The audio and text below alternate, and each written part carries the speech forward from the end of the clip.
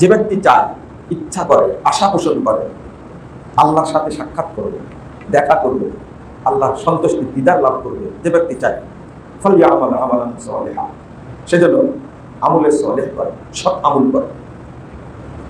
ওয়ালা ইউশরিক বিইবাদাতি রাব্বিহি আহাদা, তবে এই আমল করতে গিয়ে আল্লাহর সাথে অন্য কাউকে যেন শরীক না করে।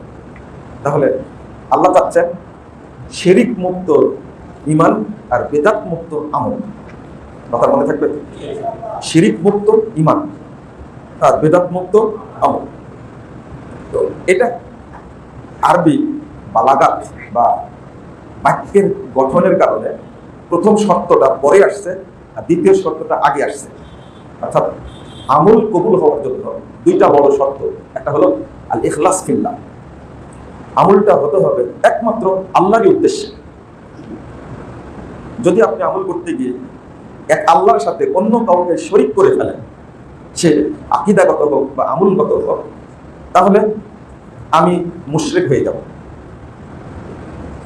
আরেকটা হলো, দ্বিতীয় শর্ত হলো আমলটা করতে হবে মুহাম্মদ রাসূলুল্লাহ সাল্লাল্লাহু আলাইহি ওয়াসাল্লামের সুন্নাহ মুতাবিআতু রাসূলিল্লাহ সাল্লাল্লাহু আলাইহি ওয়াসাল্লাম, একবারে রাসূলের অনুকরণে হতে হবে।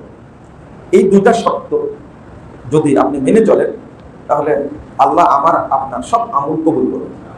এমনকি কোনো বান্দার যদি এই শর্তে একটা নেকিও কবুল করে, এই শর্ত মেনে যদি কোনো বান্দা একটা নেকি করে, সেও জান্নাতে যাবে।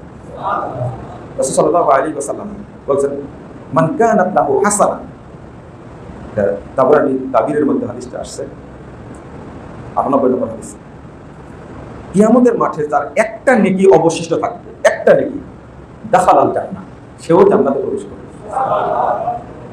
আরেকটা হাদিস আসছে 593 নম্বর হাদিস, আল আদাবুল মুফরাদ, রাসূল সাল্লাল্লাহু আলাইহি ওয়াসাল্লাম বলেছেন, মান তুকবিলাত লাহু হাসানা, যার একটা নেকি কবুল হবে, যার একটা নেকি কবুল করা হবে, দাখালাল জান্নাহ, সেও জান্নাতে প্রবেশ করবে।